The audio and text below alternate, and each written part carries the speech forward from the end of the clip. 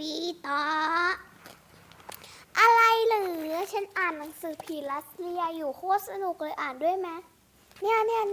อันนี้ตู้เสื้อผ้าใช่ไหมแล้วอันนี้ก็ถูก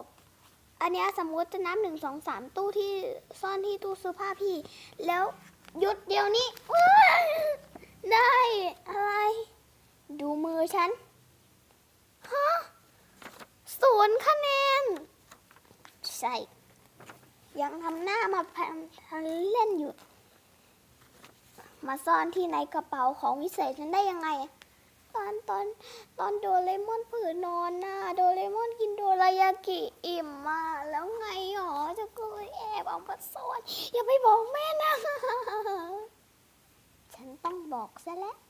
ไม่แม่โดบิตะได้0 คะแนนเจอกันข้างล่างนะจ๊ะโดบิตะ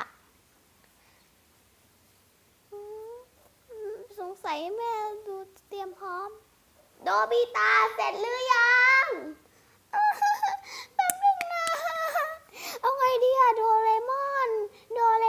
ฉันสามารถพับหัวแกให้บิบบี้และสามารถปีมันเหมือนเดิมได้ด้วย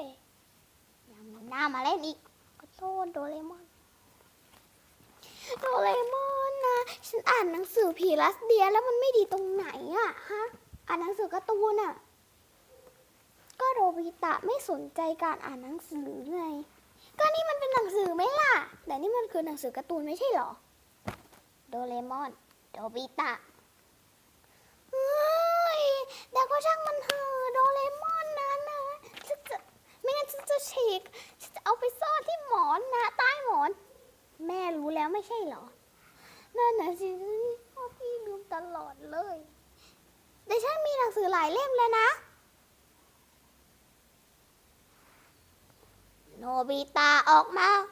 ค่ะอย่าบอกยังไงนี่แน่โอ้โหดูหนักเลยนะโนบิตะ